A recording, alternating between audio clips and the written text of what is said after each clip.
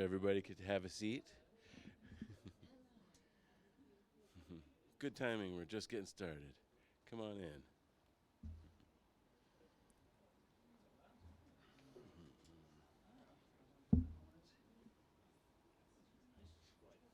What's that? Yeah. Foot noise is always fun. All right. Morning, everyone. Welcome to 1 Million Cups. As many of you know, 1 Million Cups is founded by the Kauffman Foundation, and it's a entrepreneurial support group for our local Colorado Springs, well, this chapter anyway, business owners here. I'm your MC today, Paul DiDiego. I am getting started with Pizza Paul's Perfect Pies as a pizza food truck, and still in the very early startup stages. Slow going, but it's working out.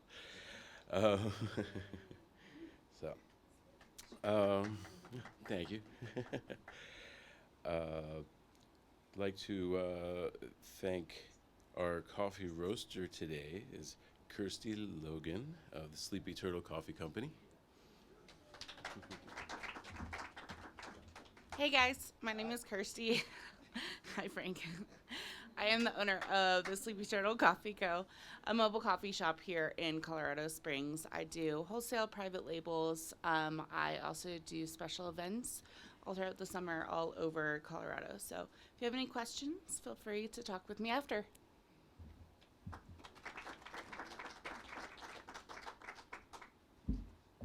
Thank you so much for the delicious coffee today. We would also like to thank our coffee sponsor, the Growing Guru, which is Nico, but I don't think he's here at the moment. Yeah, he usually comes in a little bit later, so thanks for the coffee sponsor there. Our coffee cup sponsor is the SBDC and the Better Business Bureau.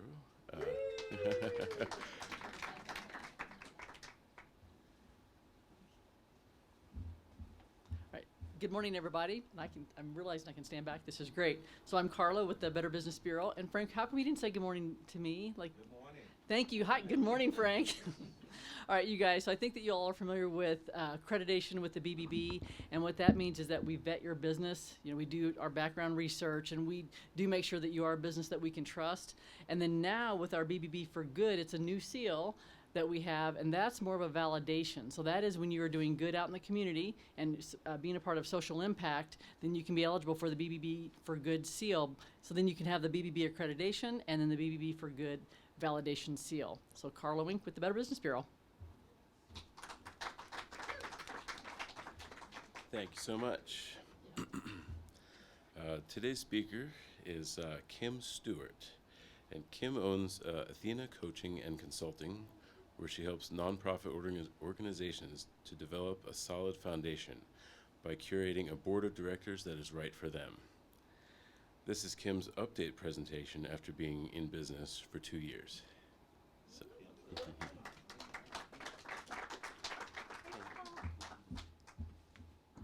Good morning, everyone. I could do like this. I'll probably just stand here. Good morning, everyone. Like Paul said, this is my update presentation, but I did my original one in the fall of 2020, and it was via Zoom, and everybody was sick and tired of Zoom by that time, so I don't think you've probably heard my story much at all. So just a little background. I grew up in rural Iowa. I grew up on a farm and was brought up in a family that was very engaged in their community. If a farmer got ill or had an accident, my dad was the one who would organize all the other farmers to help him take care of his crops or his livestock or whatever. And my mom was my 4-H leader for 13 years, which it's not cool to be in 4-H when you're in high school, but when your mom's still the leader, you kind of got to keep doing it. So I was brought up in this family that was very connected to giving back to their community, and that's something I took with me. I volunteered myself. I taught like little kids volleyball when I was in high school, and I babysat for my mom's friend who was widowed. And when my friends would ask me what I'd get paid, I'd be like, well, I'm just helping because that's what you do. So that was ingrained really deeply in me from a very young age. When I went to college, I had no idea what I wanted to do. I bounced around to lots of different things, and then I learned that there was a degree called recreation, and as a college student, I thought that sounded really fun. And so I started that and kind of thought I was going to be like Julie McCoy, the cruise director on Love Boat. No boats in Iowa, and so I kind of evolved, and I learned about a program called American Humanities that trained leaders for service in youth agency administration. So those are like boys clubs and Big Brothers Big Sisters and the YMCA, where I eventually landed. And I spent a good 30 years of my life serving communities through that organization, which I loved. That included work in Iowa, in the St. Louis region, Chicago, and then here in Colorado Springs. And then COVID hit, and like many people, I found myself without a job. And I just kind of took stock of things and realized, well, I really loved the why and missed that kind of work that was really exciting and impactful and fun. I didn't miss some other things, and realized that I didn't really want to work for someone else anymore. And I had also just recently, like a year and a half previously, moved my family to this area, and I had teenage children, still do. And I'd promised them I wasn't going to uproot them and move them again. And so I decided to start my own business through some encouragement from some friends. And at that point, you know, I had 30 years of experience running facilities and managing really large budgets and leading big teams and running programs and raising money and all this kind of stuff. So I was like, well, I can do all this. This is my business. I do all these things. And I had people tell me I needed to find my niche. And I got that. I got that people have to find their niche, but I had no idea what that meant for me. And so I took classes and I read books and I listened to podcasts, and like, it just took me a while. I like to say I didn't so much find my niche as my niche found me, as I went out and I was talking to people. And initially I just narrowed it from I can do all this to I can do this for nonprofit organizations. And I thought, yes, I found my niche.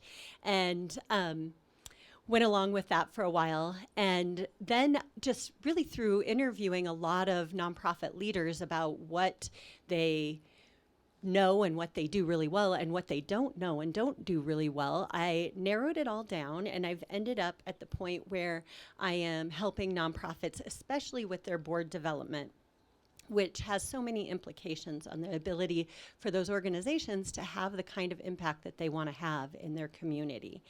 And so what I do now is I help mostly youngish, mostly smallish nonprofit organizations when they are transitioning from, okay, there's a problem, we have a unique way to fix it, and we're going to start a nonprofit. And so they get going and they get all the things going and they're doing the stuff. To, now we need to actually be a force to be reckoned with. We need to have true impact in our community. We need to expand. We need to grow. We need to raise money. And that's usually when an organization realizes, gosh, when I asked my best friend and my mom and my brother to be on my board, that's not helping very much. And I also at that point probably said something like, I just need to write your name on the paper to get the paperwork done. You won't have to do anything, but I need your name. So that's when they usually are like, oh, okay, this board is actually supposed to do something. There's a purpose for it. And so that kind of brings it all back to what got me started. The thing that I really love about working with nonprofits and with engaging boards of directors is that, you know, organizations exist to do something good in the community, but the bigger value that they bring to their community is engaging other people in caring about the problem and in caring about being a part of that solution. I believe that's the true value that the nonprofit sector brings to our world, not just the rescuing of women out of trafficking or the providing of food through a food pantry, but getting everyone else to care in some way, whether that's through participating in a special event, through making a donation at the grocery store, or through a fund drive, or through serving on a board of directors where you get that opportunity to really drive where the organization is going to go. So that is my update story.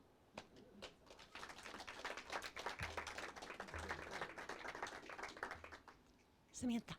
I'd like to hear a little bit more about when you start working. Like you explained really well what you do for the nonprofit. I guess my real question is there anything else that you think is really important for us to know when you start up with a nonprofit? Sure, I have. Thank you for that question. Samantha asked if there was what else I do. So I really have 4 products that I provide. One of them is my Cadillac product is really when I contract with an organization and for a minimum of a year, and I provide coaching for that executive director who a lot of times has never worked in a nonprofit organization, so they don't actually know how you lead a board and how you engage them and that kind of stuff. So I do coaching with the exec, and then I provide training and support for their board as they work to recruit the kind of people that are the right fit for that board, and then train those board members on how to be really good effective governance volunteers for that organization. So that's kind of my main product, is the ongoing coaching and training. I also do a lot of strategic planning and retreats, and so those serve a couple purposes. When you bring together a whole group of volunteers who don't know each other, you need to go through that whole forming, norming, storming, performing to get them to work together. So brand new, newly formed boards, it's a really great idea to do a retreat, get them together, build their relationships, build their trust among one another. And then also look ahead, because the whole purpose of the board is really, once you get up and going, when you start, this isn't true, but when you get up and going, the board's job is to look up and out into the community, look up and out into the future. And they need to come together and they need to have some difficult conversations about how you're working to change the world. And so I do strategic planning and retreats. So that's my second product. Sometimes I just do one-off coaching with execs that just need a little guidance on how to get from point A to point B. And then I also do, but it's not my favorite thing to do, is I will help a brand new startup organization file their paperwork and do all of that kind of stuff, which is not actually what I love to do. I'm more the people person, so I love to help people think through how to strategize and how to bring people in and how to effectively get them working to make your organization great. Thanks. Ken. What do you find is a unique challenge in selecting and recruiting for a nonprofit board versus what a corporation would do for their board of directors?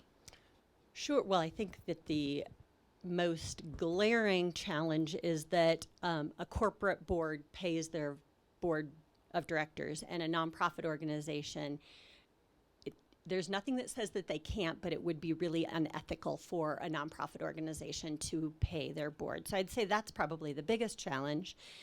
The other challenge that I hear leaders have, and I think it's a mental barrier that I work to coach them through, is they don't want to feel like they have their hand out. Like, give me your time, give me your energy, give me your money.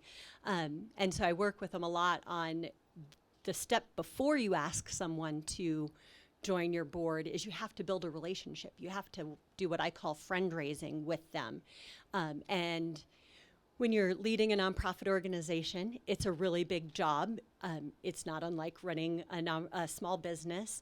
And in addition to that, you run a board, you raise funds, and you are responsible for solving a problem in the community.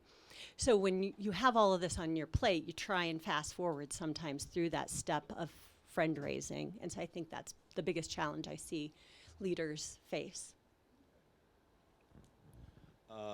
In total transparency, I'm a chairman of the board of directors for Victory Service Dogs, and Kim works with us. So I just want to give a kudo to the work that she's doing with our ED and the organizing of our board and helping us to move forward and wrap our heads around all of the things that we need to do as an organization. Secondly, I just wanted to ask the question. I know that you're targeting these boards that are relatively new or starting or trying to gain traction. Do you also do work with boards that are established, like CASA's board and these bigger board of directors in our areas that, and what do you do for well-established board of directors and EDs? Sure. So with a more established organization, which I would call like CASA in that mid-size, I would start out with doing a board evaluation. And so that's where you talk about people in a nice way, in a respectful way. But you really have to list out your board members, list out what you expect of your board members, which hopefully that's been clearly stated and your expectations are clear for all of the board. And then you just talk about all of them. Has this person had 80% attendance at all of the board meetings and all the committee meetings? Has this person contributed financially to the cause of our organization? Has this person connected new people to our organization so we can expand our circle of friends that we're friend raising and educating about the work that we're doing? Are they there when I have a problem and I need to call on them? Like, every organization should have whatever, 7-ish expectations for their board. And so when I start with a more established organization, if they don't have that, that's the first thing we do. If they do have that, the first thing we do is we just look and we say, how's everybody doing? Are they on board? And then usually some are, some aren't, right?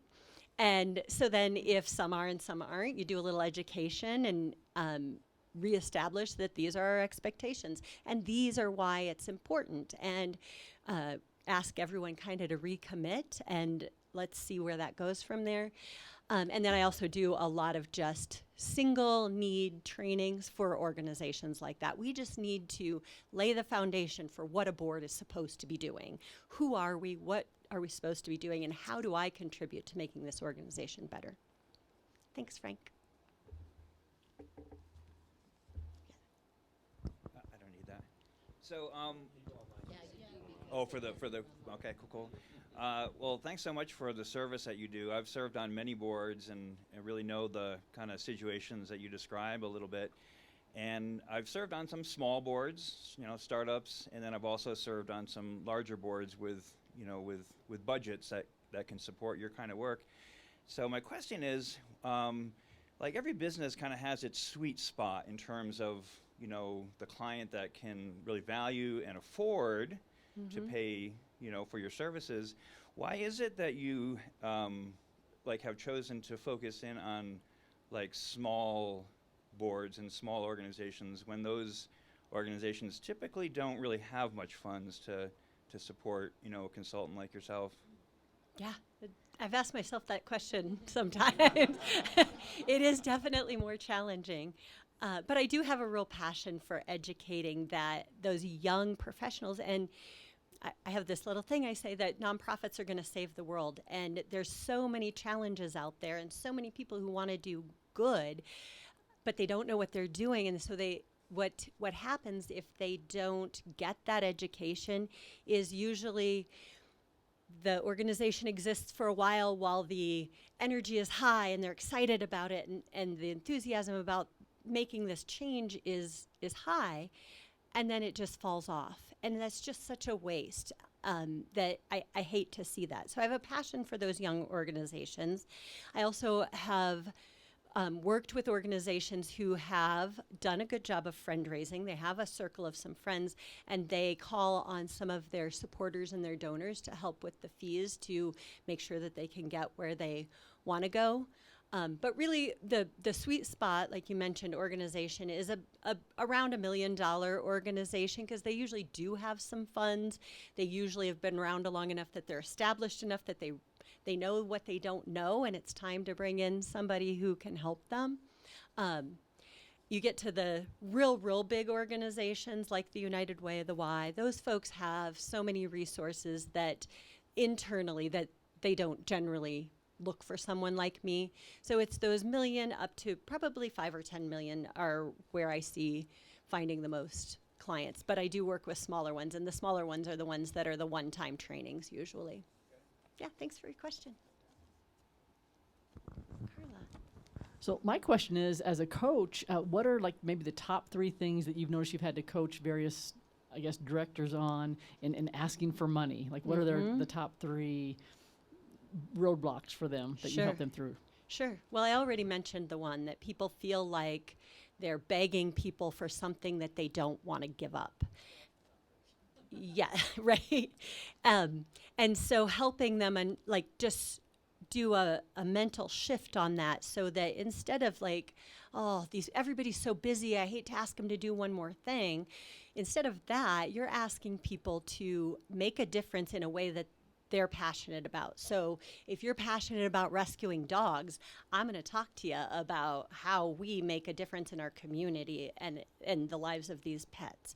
So it's less about asking people for something they don't want to give up, time or money or energy or connections or whatever, and more really connecting people to your cause.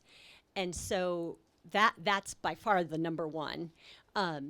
And that makes the biggest difference of everything is flipping that script from we're begging for this all the time to we're doing amazing things and we're getting more people to notice and rally around it. And I would say that if nobody else cares about what you're doing, maybe it's not an organization you should be leading. So I don't know that I have 3. That's number 1. Yeah, by far. Nope, just an inch. I explained everything so well, there are no questions. Okay, I got a follow-up one, and this is totally on a different topic. But I traveled for a couple of months this summer, and one of the things that really struck me the most, or one of the things, that struck me, was coming into contact with businesses that are social enterprises. And I know that this is a growing and an exploding new way of doing business, and it's very exciting. I wonder if you have thought to work in that space, since it's such a growing space. There's, again, often, plenty of resources, and it's kind of a business and a give back at the same time. Yeah, I've done some coaching in those spaces a little bit. What I get frustrated when I see is an organization that decides instead of engaging people and fundraising, we're going to do this business that funds this good work.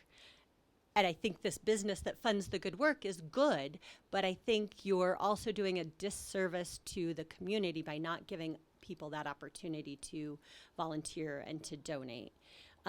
So that's where I coach people, and people don't necessarily like to hear that. Did you have a comment?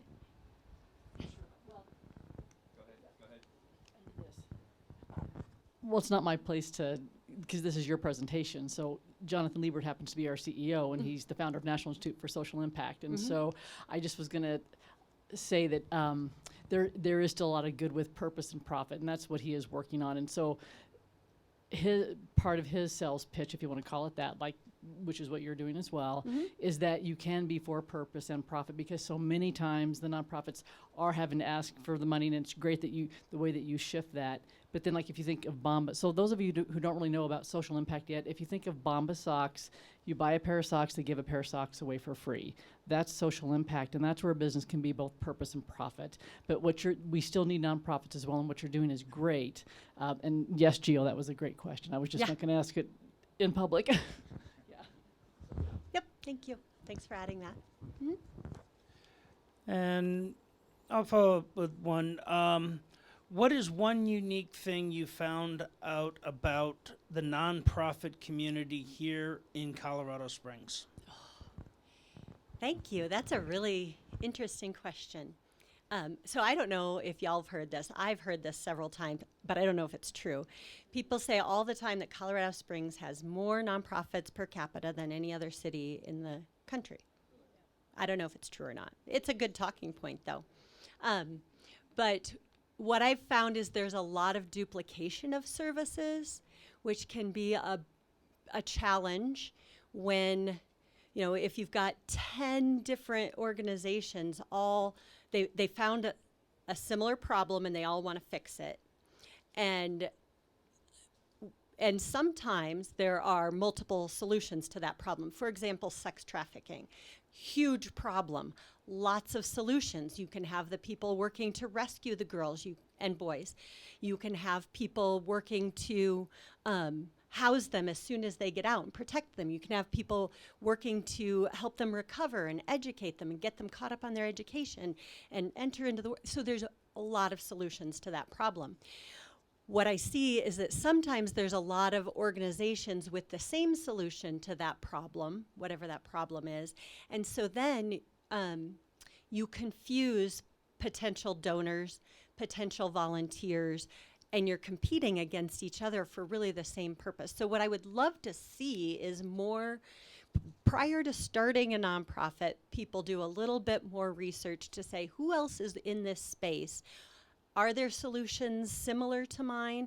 Or even if they're different, instead of starting a whole new organization, can we partner and do more good, do even more good by pooling our resources, economies of scale, relationships of scale, by not working against each other and not confusing the people who want to get involved and who want to donate their money. So that's what I've learned most about this community. Tons of givers, tons of people who care.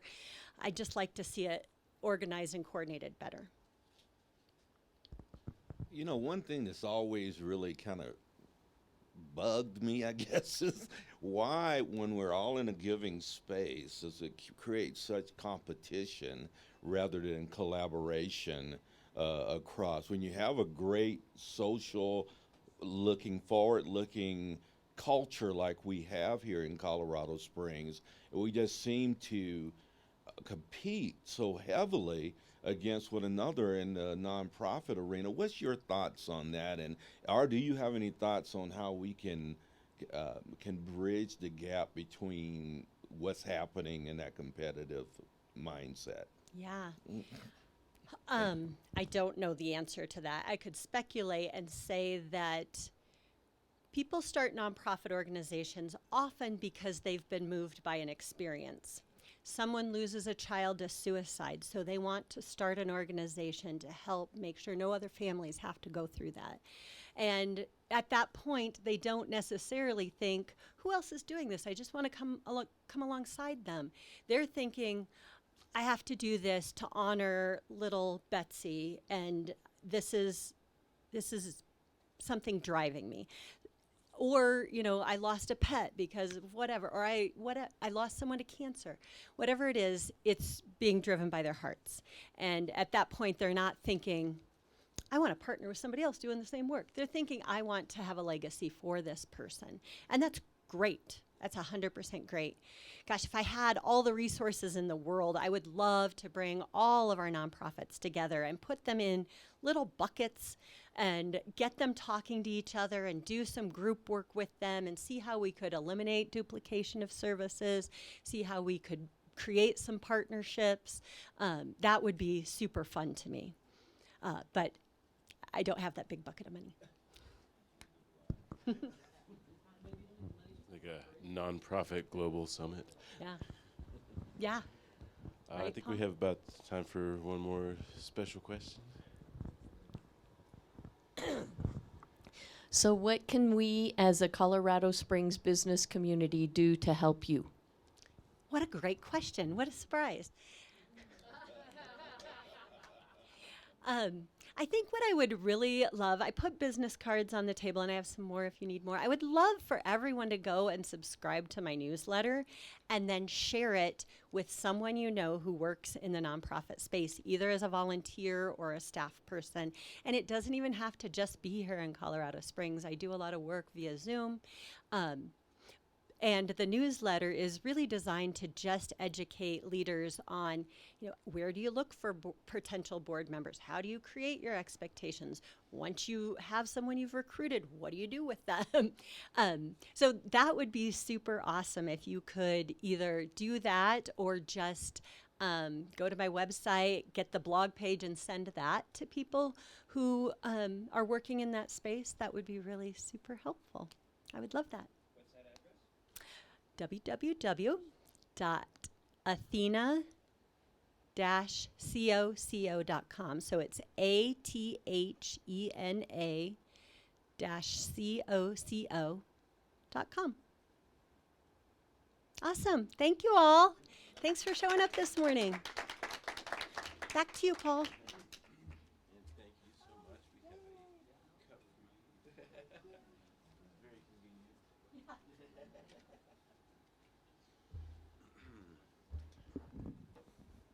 Thank you so much. How about another hand for Kim?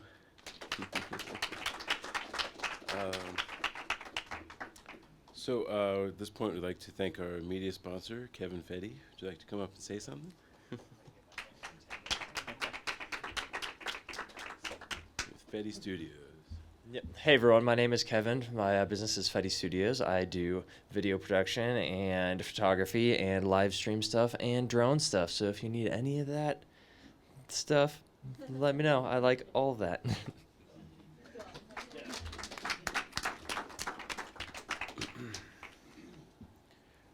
So do we have any first-timers here today? Raise your hands. Welcome. We have several people here who will stick around afterwards and have chats with them if you want to know a little more about it.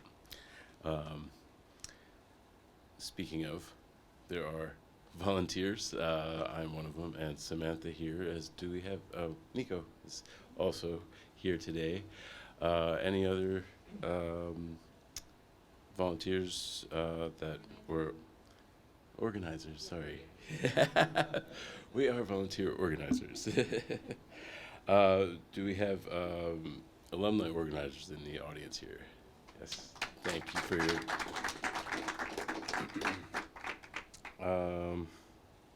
let's see, do we have any community announcements today? Yes, we do. Figured.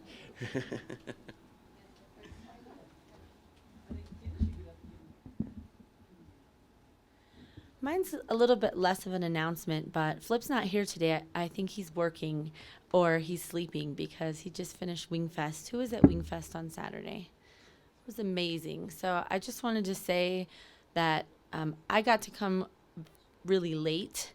I'm grateful it was still there. The weather started getting crazy, but the people that stayed and the concert that happened at the very end, I feel like I got the best part of the day. So anyone that left early, you will regret that. Next time, stay the whole time. I was just overwhelmed by how amazing everything looked and the people that were there and how much fun everyone was having. So if you missed it this year, you're definitely going to want to block it off your calendar next year. And I'm pretty sure Maritza and Flip are looking at something in September instead of August. Back to school is this week, and there's a lot of things happening in August, but you'll be hearing more about that, I'm sure, in the future. But thank you to Flip and Maritza if they're watching the replay. It was amazing and just so fun to be a part of, even if it was just the last 2 hours. I wanted to announce the Switchbacks game on August 27th is Small Business Night. So everyone is small business. I think you'll want to be there. And plus, it also happens to be the title night for the Better Business Bureau. So August 27th, it's 7 p.m. is the game start, right? And the gates open at 6.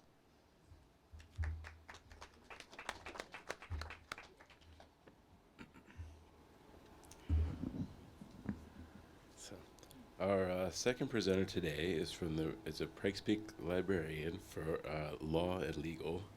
Her name is Deb Hamilton. Yes.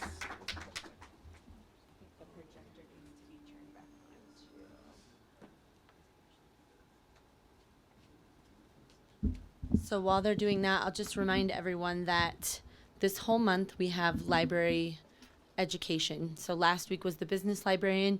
This week is the law librarian. Next week is the nonprofit librarian. So definitely a time to invite anyone that you know in the nonprofit sector or a potential nonprofit. And then the week after that, the makerspace staff are coming, I think 2 of them. So they'll show you how, as a small business, you can use the maker space to brand your own clothing, your cups, all of those things, stickers someone was talking about earlier. And I just remind people that these are our tax dollars at work. So you've already paid for it. Now go use it. And then on the 31st, we are not here at the next desk, but we're hoping Judy will follow us over too. It's hard to get her out of here. But maybe she can come to Library 21C with the rest of us. We'll start at 9 o'clock just like normal, do our community announcements, and then we'll disperse through the library and have the venue as a place to come back and chat, and we will still have coffee and all that good stuff. So that's another announcement from me today.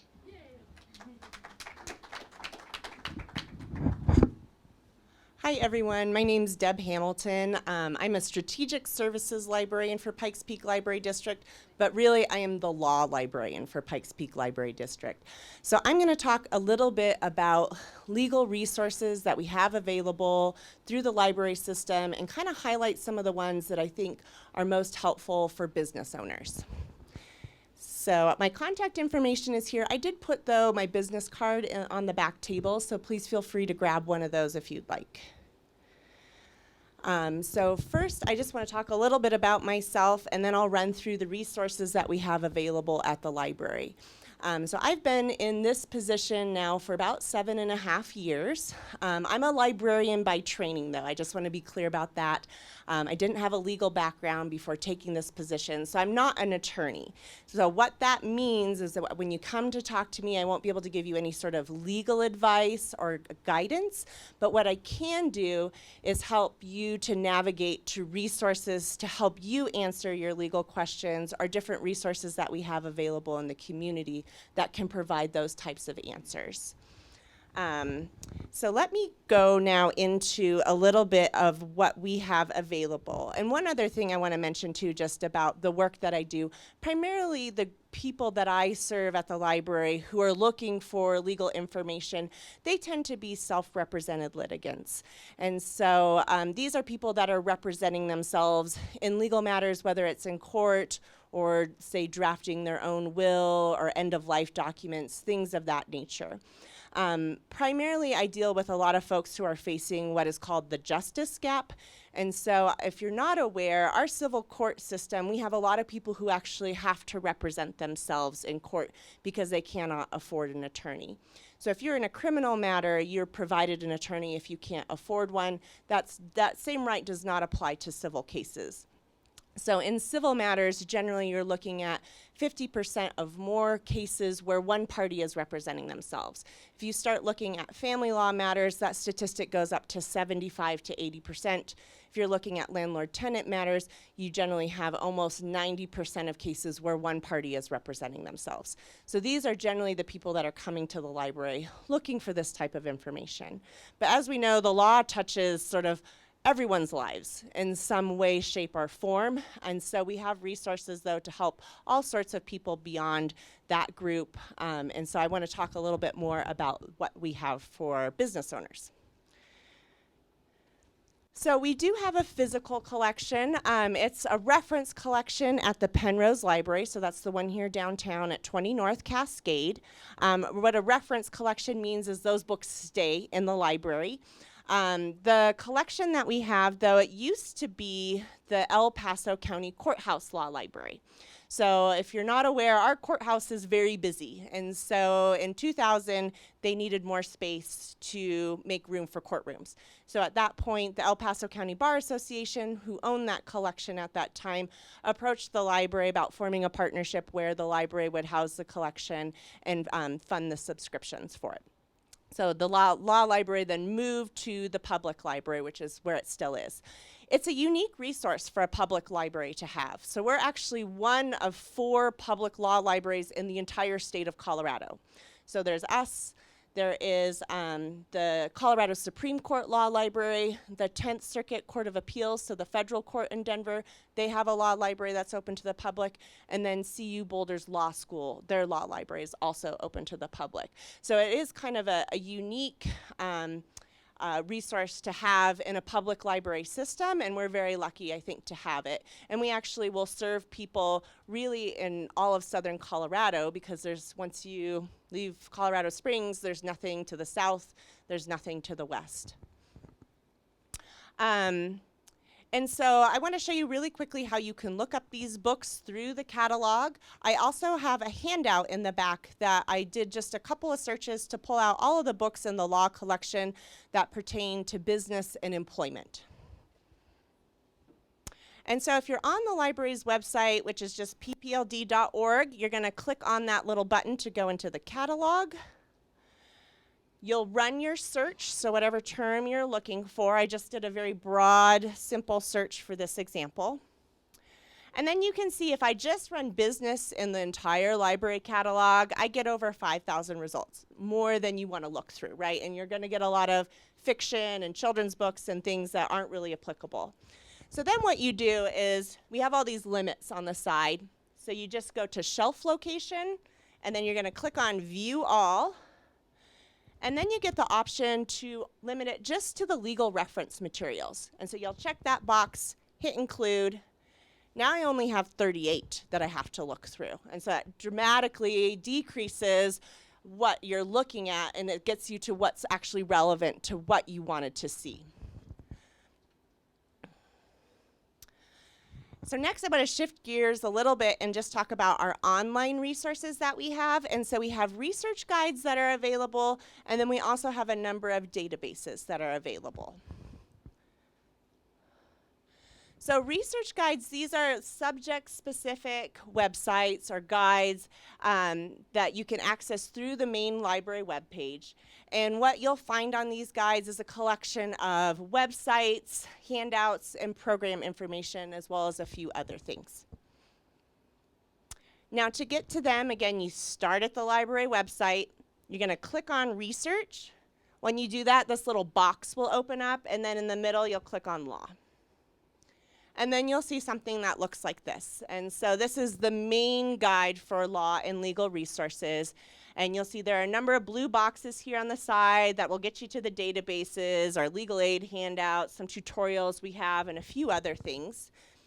If you scroll down on this page, then you'll see some more topic-specific guides. So if you're just looking for the websites to access primary law, so you want to read the Colorado Revised Statutes, you can do that through the top one. Then there's a few others.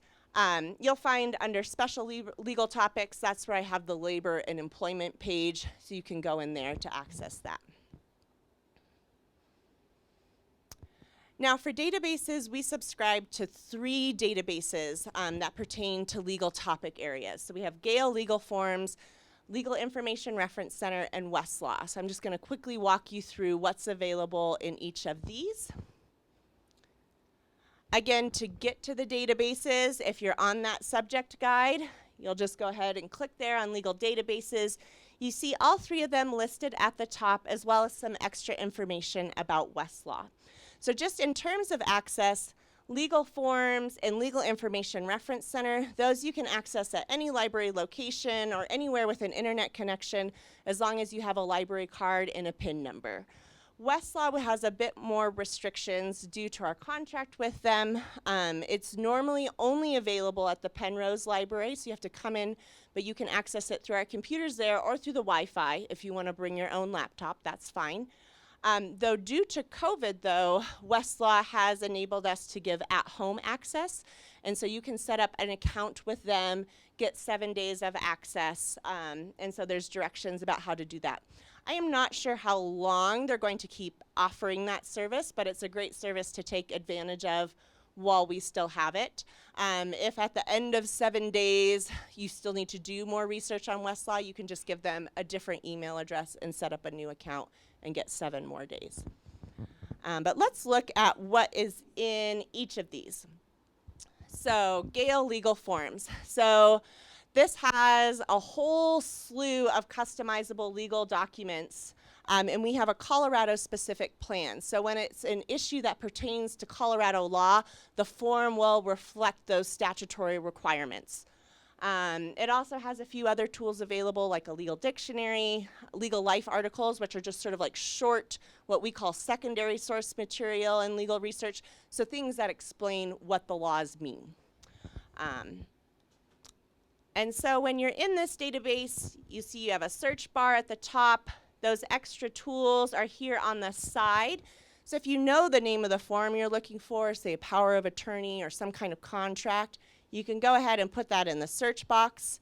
Sometimes, though, it's helpful to look at what they have grouped together for you, though. So then if you scroll down, you have these blue boxes that give you sort of popular searches, or there's all of the categories that they've categorized the forms in, and that can be a helpful way, too, to sometimes find what you're looking for and to see all the different versions that there might be of a particular form. Then if you go into one of those searches, so I just looked at the incorporation popular search, then you have all the different types of forms listed. The one thing about this database is it has a lot of options, and so sometimes that can be a little bit overwhelming. So that's where it's helpful if you do find forms in here to maybe go to one of the legal clinics in the community to talk with an attorney, just to make sure you're getting the right form for your need, because a lot of these documents do some pretty serious stuff. So anytime you're entering into a legal agreement, I would advise you to talk to an attorney, whether it's one you hire or you go to one of the Justice Center clinics or you come to the clinic at the library. One thing to note here, I mentioned this had Colorado-specific forms. So if you look at the number in front of each form, that first one has a CO in front of the number. So that's how you know if it's Colorado-specific. If you see US, it's going to be a general form. And that doesn't necessarily mean it's a bad form, but it's just to kind of know the difference in what you're looking at. Then if you go onto the page for the form, it'll give you a description of what the form is doing. So that can be helpful. And then under download, that's where you can actually access the form itself. And then it'll just open up in Word. If you click on that Word or rich text, the RTF format, that's just a word processing format. So it'll work in Word, it'll work in WordPerfect or any other word processing program. So then you have this here that you can go ahead and fill in your information and alter the form to meet your needs. I also just wanted to show you really quick, they do have one of these legal life articles specifically about owning a business, so it just kind of gives a very short, nice overview of things to consider when you're starting a business. The next database is Legal Information Reference Center. This primarily provides ebook access to what are known as NOLO publications. So NOLO is a publisher that creates all different kinds of legal books that are created for a lay person to read. So you don't need a law degree to understand these books. So they're very helpful. The one thing about NOLO is that since they're written for a national audience, they won't necessarily be referencing state-specific laws. So they're a good place to start, but sometimes when you're getting into the nitty-gritty of things, you still need to be concerned with what are the specific laws in Colorado. But these books at least will give you a sense of what are the main concepts, what's the terminology, and how can you understand how those things work together. They also have some forms available in their database. However, they tend to point you back out to the Colorado Courts website. So I recommend probably using Gale Legal Forms, or if you are involved in a dispute in the court system, just going to the Colorado Courts website for forms. And so this is what their homepage looks like. Again, you can just search at the top, but they also have some categories that you can browse. And so business and corporations, money and financial planning, and a few others there. If you scroll down on this page, this is what the NOLO books look like. So maybe you've even seen some of these somewhere. And then if you do click on that business and corporation browse by category page, this kind of gives you a sense of the range of topics that you can find information about. And then if you do run a search, again, I ran a very simple search, this will just show you what your results look like. And so what it's doing is it's pulling chapters out of those NOLO books, essentially. And so you can kind of see the different chapters that show up here. You can either click on the title, so Chapter 2, Forming a Business, you could click on that, or if you want to jump right into it, there's a link to just go into the full text, PDF full text. If I click on the title, I'll get this record, and it'll give me a little more information as what does this chapter address. And then I have some delivery options over here on the side. If I want to print this record out or email it, I could do that. Or again, I can jump into the book itself by clicking on that PDF link. That's usually where I go, is I just jump into the PDF. Because let's say I didn't want to start with chapter 2, I wanted to start with chapter 1. So now, once I'm in the chapter, I have the whole book over here that I can navigate and get to the part that I want to read. And so it's a good way to see the full table of contents or move around the book to find what it is you're actually interested in. And again, you can download it there at the top. If you want to read it offline, you can print it out. You can also email a copy of it to yourself. And there's all these other options to get it out of the database so you don't have to be tied to your computer if you don't want to be. The last database I want to talk about is Westlaw. And this is really like our most impressive legal database. It has the most amount of content in it. And so it provides access to what we know as primary law in legal research. So this is going to be your case law, your statutes, your regulations, all the things that are actually law. And so we have this for all 50 states as well as the federal government and Westlaw. It also has a wide range of what we call secondary source material.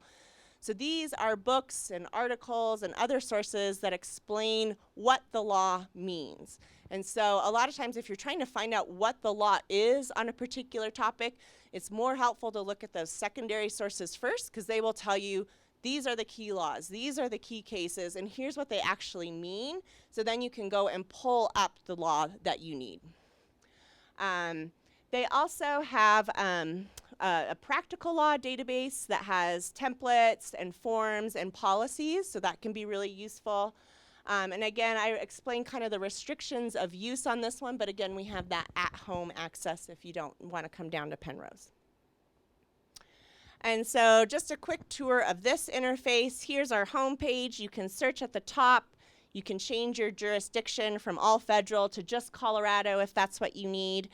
So you can run a search, but I also find it really helpful, and this one's just sort of browse through. So if you know I only need a regulation, then you can just go into regulations. If I want to start with secondary sources, I can start there. And they also have this practice area tab. And so that is a good way to find things by topic.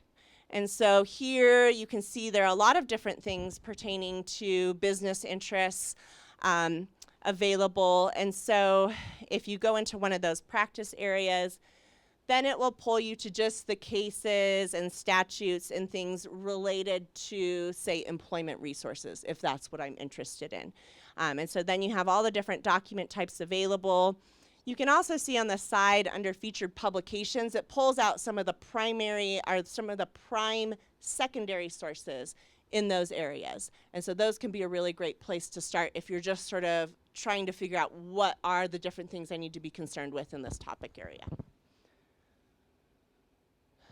Then within Westlaw, there's a secondary database called Practical Law. And you can see here the logo, there's a little like caret down next to Practical Law. You can use that to switch back and forth between the normal Westlaw and Practical Law. What Practical Law has, it's essentially for practice. So how do you kind of implement the law? It's very helpful for attorneys who are trying cases, but it also has a lot of sort of forms and boilerplate documents that you can use.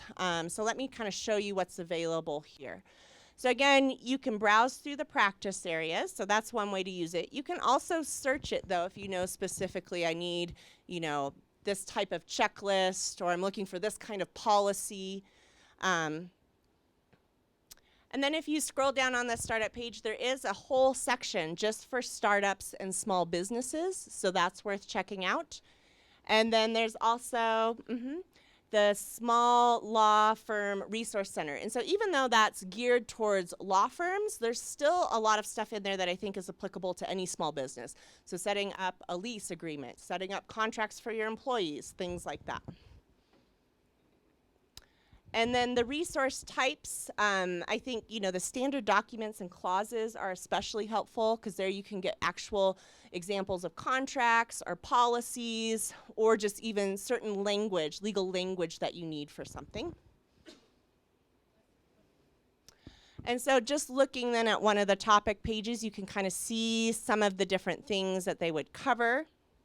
And I'm running out of time, so I'm going to go a little fast. Here's another example for labor and employment. So if you want to know about background check laws or something specific, they'll have a lot of those things linked there. And then this is that startups and small business page. So again, company policies, which I think could be very helpful, getting compensation and benefit in place, that type of thing. And then the very last thing that I'll close with is just to talk about the programs and outreach that we do. So every month at the Fountain Public Library, we have a free law clinic for people representing themselves in legal matters.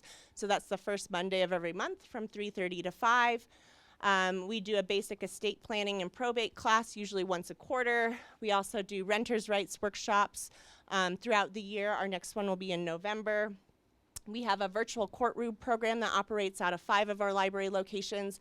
So people that need to make virtual court appearances, and if they don't have internet or computer access, they can come to the library to do that. I am the vice chair of the 4th Judicial District Access to Justice Committee. So this is a committee that works on breaking down barriers for self-represented litigants in the court. So we do a few events throughout the year like Legal Resource Day and Family Law Day. And then we look at other ways to make the courts more accessible.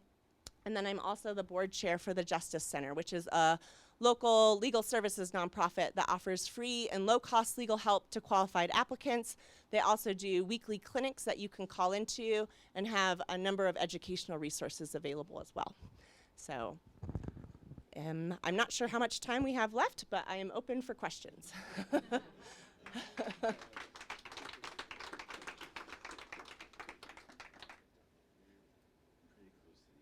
Okay. No, that's fine. My card is in the back, so grab one of those. Does anyone have a question? She'll be available afterwards. So yeah, maybe nobody needs a question. Oh, we got. Oh yeah, there you go. If I were to actually come into the library, use your computer system, you say you can print stuff off. Do you guys have the ability to print stuff off there, and what is the nominal cost? Yeah, so if you have a library card with us, you get 70 black and white pages free per week. Beyond that, the cost is 10 cents a page black and white, 25 cents a page color. If you're doing color, just kind of know you get $7 free per week. So you can kind of do the math there if you are doing color. So, and then we also have free scanning and free faxing through our photocopy machines. So that's good to know too. So we got one up front. This is great. You mentioned the clinics, and I'd like to know more about that. Do you have a chance to talk with lawyers at that? And you said it's Mondays 9 to 5? No, so it's the first Monday of each month from 3:30 to 5. Ours falls on the first Monday of each month, so unfortunately we have 2 library closures coming up, so our next one is not until November. But if you want to sign up for that one, you grab one of my cards and contact me and I can get you on the list. And so how that clinic works is you come down to the Fountain Public Library, and it's actually a remote clinic. So you speak with the attorney through Zoom, but you usually have about 15 minutes to talk with an attorney one-on-one privately. But you can use the camera to show documents, and oftentimes the attorney can pull up forms and other resources to show you on the screen as well. If you need something sooner than that, then I would refer you to the Justice Center. Every Wednesday night, they have a Call a Lawyer clinic. And so that's Wednesdays from 7 to 8:30. And with that, you just call 719-473-6212. And that's every week. The Justice Center also, if you go to their website, which I believe is just justicecentercos.org, If you go on the top, you'll see kind of need a lawyer. They also have a new feature. It's called Ask a Lawyer. And there you can email in a question and you'll get a response within 7 days. So that can sometimes be if you just have kind of one quick question, don't want to wait on hold to talk with an attorney one-on-one, you can get a written response from an attorney that way.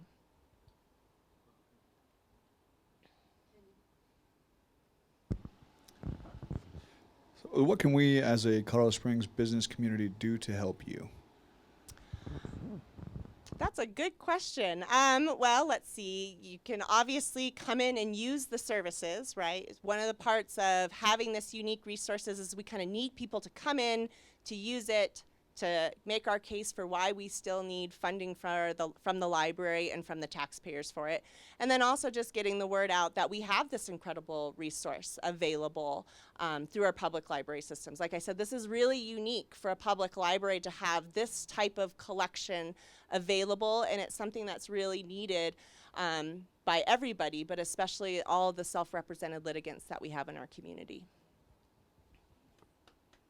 So, thank you so much.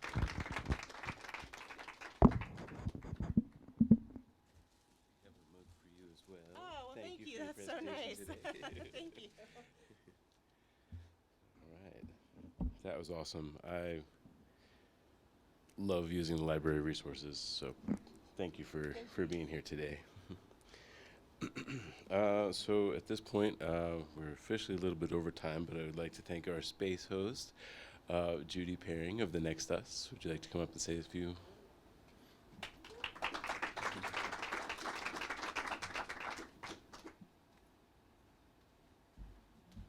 Hey guys, thanks for coming out to support the local entrepreneurs.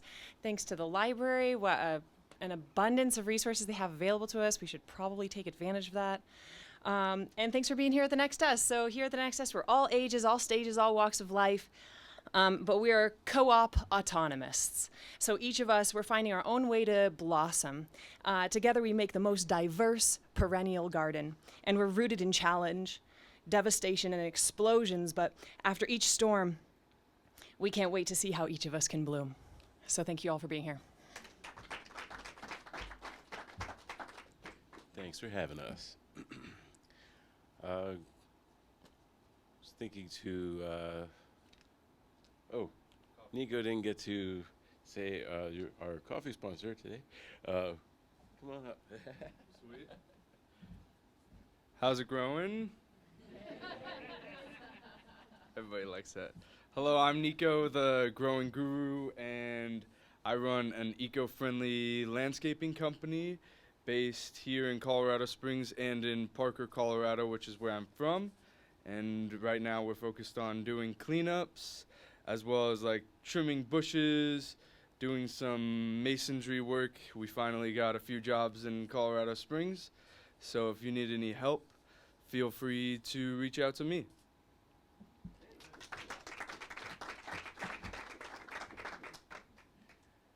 Thank you so much.